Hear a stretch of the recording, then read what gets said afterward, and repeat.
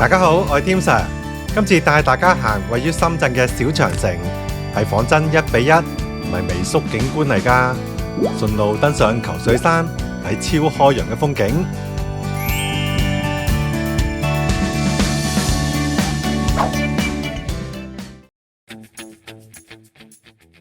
睇之前記得撳着個鐘仔同訂閱喎。再介紹一下呢個新嘅深圳大灣區吃喝玩樂行山分享地圖俾大家。已經知道嘅就跳去3分鐘嘅位置啦。網址係 szmap.teamhiking.com， 大家亦可以掃描呢個二維碼。地圖主要係幫助大家去計劃喺深圳大灣區吃喝玩樂行山時候嘅行程。順路附近想知道有啲乜嘢大商場可以吃喝玩樂，有啲乜嘢靚嘅打卡位，甚至行山資訊等，都可以喺地圖嗰度逐一咁樣揾到。建議大家用電腦去睇幅地圖，係會方便好多嘅。只要將滑鼠拖到去資訊點，相片就會自己彈出嚟㗎啦。如果商場係有官方網站，亦可以 double click 轉載去官方網站。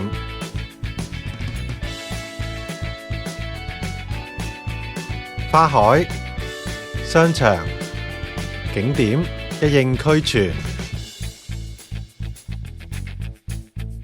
基本上我去過嘅地方都已經列晒出嚟啦，大家可以作為參考。部分景點如果係有 YouTube 介紹嘅，係會有標示，只要 double click 就可以彈出相關嘅 YouTube。另外，地圖亦支援 Short 短片，同樣係 double click 就得，非常方便㗎。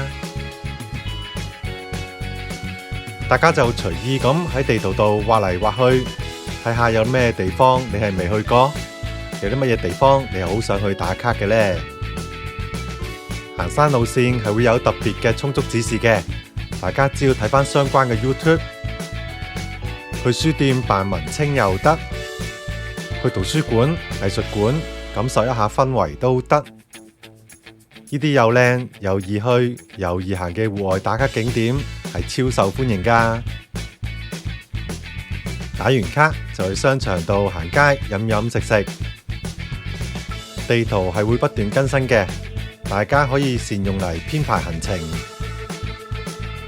亦歡迎加入我哋嘅深圳大灣區吃喝玩樂行山分享群組，掃描以上嘅 QR code 撳加入就得。大家除咗可以一起分享喺大灣區嘅闖蕩資訊，仲可以見到 Tim Sir 嘅最新動向添。好啦，繼續介紹呢條路線。小長城係喺球水山公園嘅北門，一入公園就會見到全條小長城建有4個烽火台，以1:1仿真北京長城製造，全長380米，每個細節都好靚㗎，跟實物一樣1:1，真係可以以假亂真。接着會登上球水山。呢度有一個好大嘅山頂觀景台，風景好開揚㗎。跟住就沿斜路落山，大家亦可以選擇搭纜車落山，2分鐘就落到山腳。最後順路經怡心湖到此一遊就完結，全程只係3.2公里，需時唔使2個鐘。如果喺山頂搭纜車走，就只係1公里嘅啫，路程好短，可以作為喺深圳吃喝玩樂嘅其中一個節目。上嚟睇日落都好靚㗎。呢條路線嘅地圖 GPS 檔可以掃描呢度下載。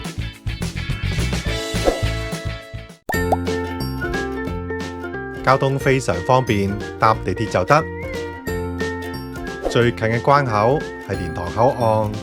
20分鐘車程就到，目的地係5號線嘅白鴿籠站。喺白鴿籠站從 D 出口離開，然後轉左倒轉行，跟住就喺前面呢個公交站搭巴士。想食啲嘢先至行嘅，過多條馬路就係深圳布吉萬象匯。大商場超多食肆你選擇，想食乜嘢都有。食飽再返去搭公交，乘搭往布吉青青家園嘅822號，唔好搭錯往南嶺總站嘅方向，只需搭2個站到大世紀水山園落車。車程好短，亦可以選擇徒步前往，行到去小長城約係2公里。不過部分行人路較窄，唔好行。落車啦，走嘅時候就係喺對面嘅公交站搭車走，面向馬路，行去左手邊，正面就會見到球水山公園嘅大牌坊。穿過牌坊後，靠左上梯級，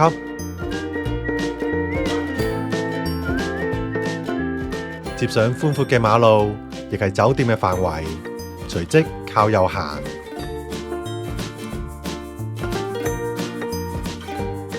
跟住掠過酒店嘅大門同停車場，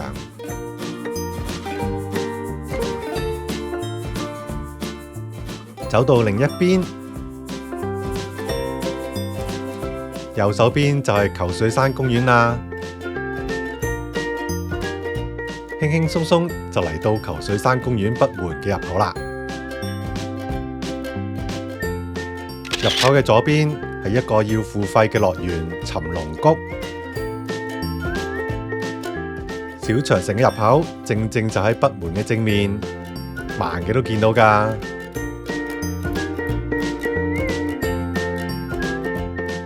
循大石階梯登上小長城。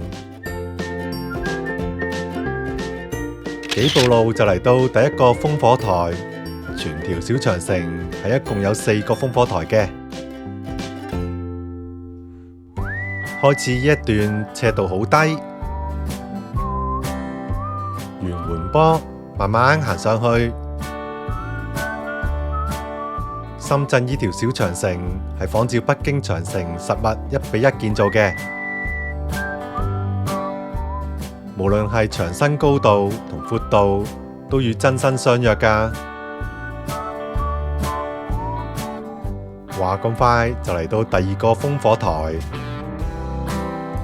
望一望後邊嘅風景，仲係好矮啫，上一啲再睇過。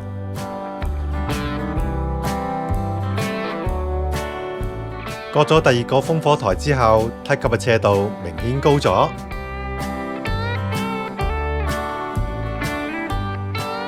而且仲有越嚟越斜嘅感覺，真係好有行長城 feel 啊！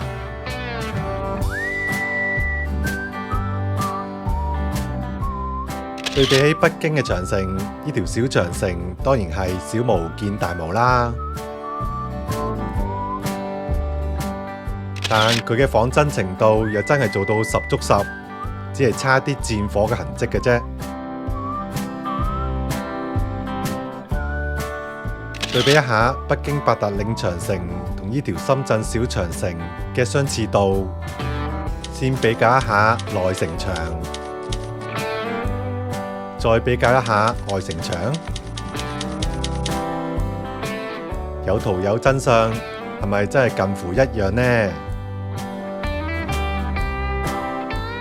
前面就係第3個烽火台啦。力氣差啲嘅就喺烽火台停一停，小休一陣，影一影相先至再行。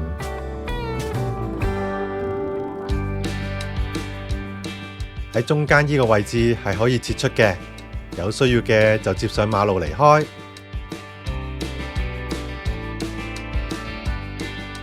過咗第3個烽火台之後，背後嘅風景已經非常開揚。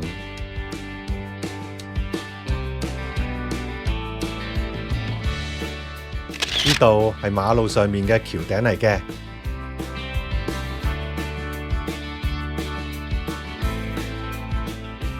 由於斜度非常高，攀升速度真係好快，轉眼間已經跟大廈嘅高度平排啦。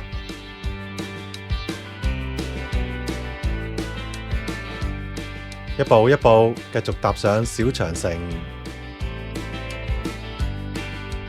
慢慢上就得，應該人人都行到嘅，係快定慢嘅啫。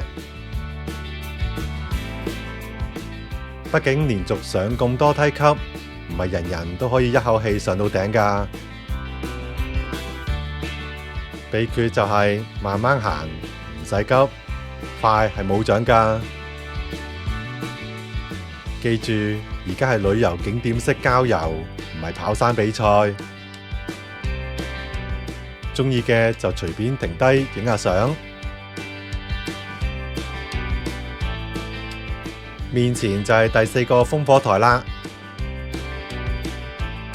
呢段梯級應該係全程最斜嘅一段，怕高嘅望落去一定會驚驚㗎。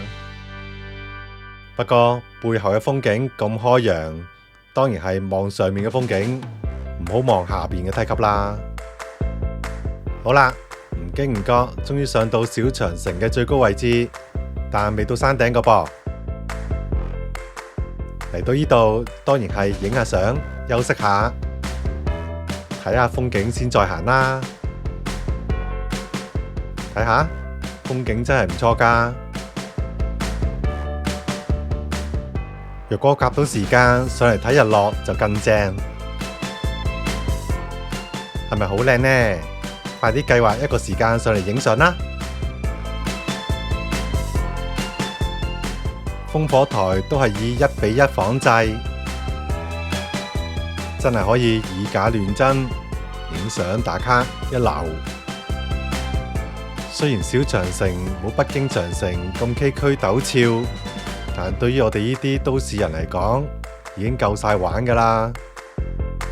小長城尾係一個分岔路口，正面係一個6角小涼亭望龍亭，右邊有一條好工整嘅梯級落山，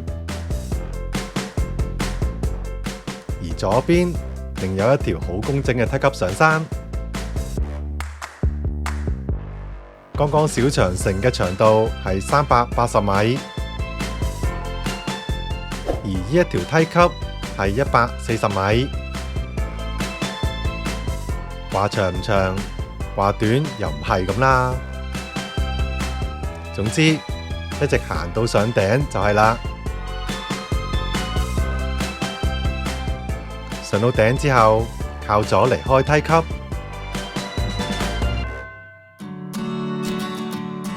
右邊就係深圳南谷森林酒店，中間條石屎路係落山嘅馬路，而左邊條寬闊梯級就係上山頂廣場嘅路啦。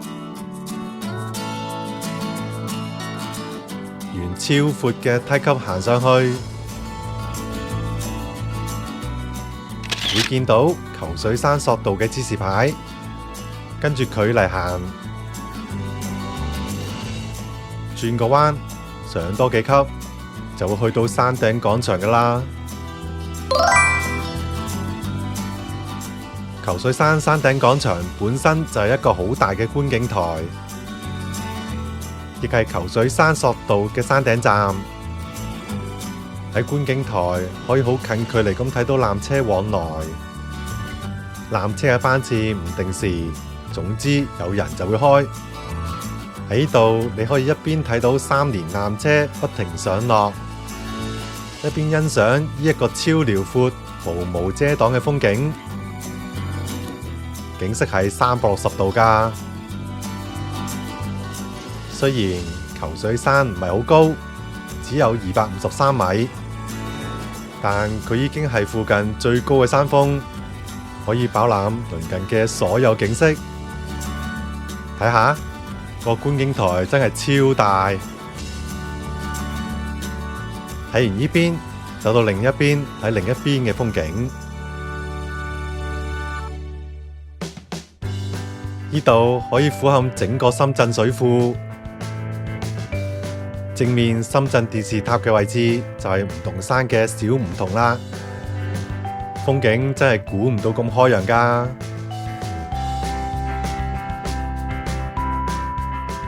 欣賞完靚景，行去索道嘅入口。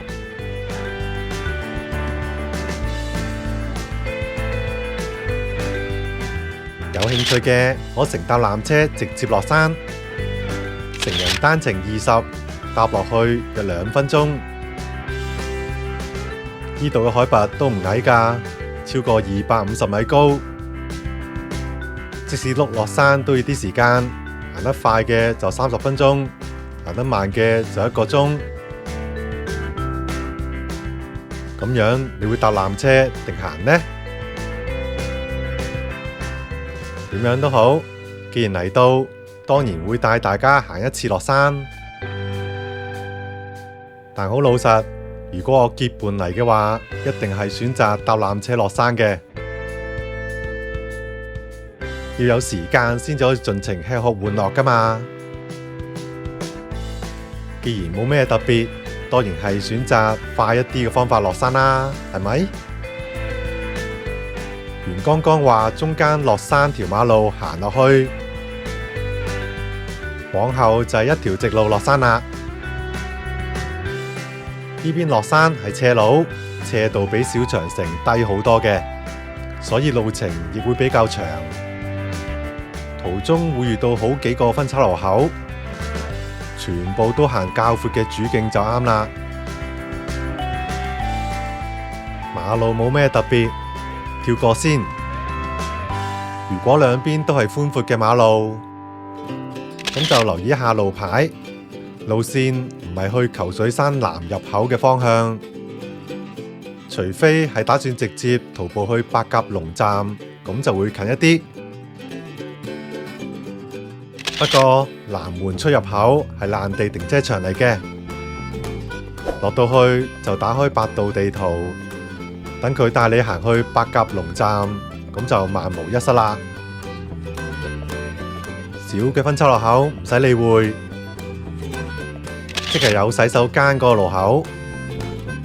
雖然超斜路係另一條捷徑，但條路之前因為山泥傾瀉，暫時仲封閉緊。喺山腳嘅位置同樣都緊緊咁樣封閉住，所以大家仲係唔好闖入好啦。故此，寬闊嘅馬路就變成咗唯一嘅落山路線。幾步之後就會去到小長城嘅中途撤退位。如是者，落多5分鐘就會去到索道底。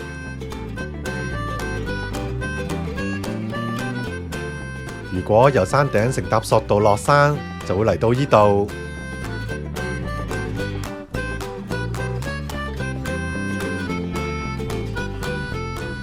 行落纜車站睇睇，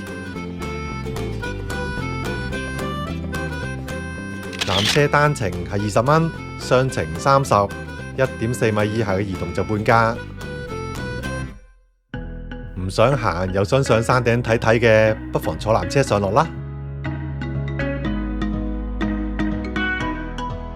繼續往下走，行邊一條路都得嘅，最終都係殊途同歸嘅啫。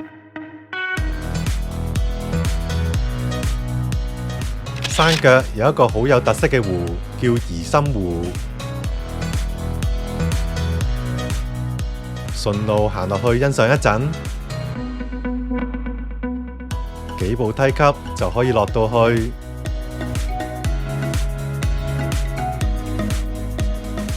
怡心湖嘅中間有一個大涼亭，叫湖心亭，另有小橋、流水、拱橋等，非常別致，可以影一陣相。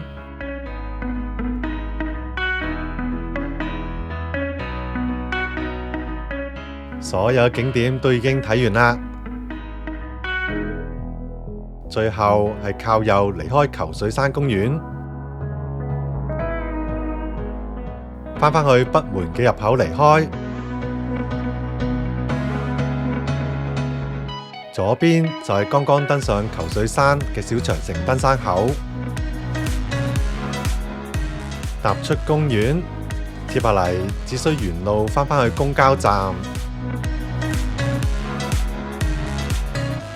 點樣嚟就點樣返去。同樣係掠過酒店大門同停車場，幾步路就返回大牌坊。落到馬路斜對面就係公交站，正正就係剛剛落車嘅對面。返去白鴿籠站同樣係搭822號，落車嘅位置就有地鐵站口。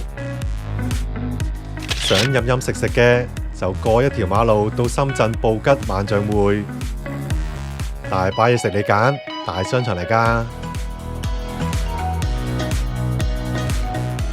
今次咁輕鬆嘅登頂長城之旅就嚟到呢度，希望大家都可以繼續開心上山，安全落山。鍾意我 channel 嘅朋友記得 subscribe 同 like 啊！揾行山路線記得嚟 teamhiking.com， 我哋下次再見啦，拜拜。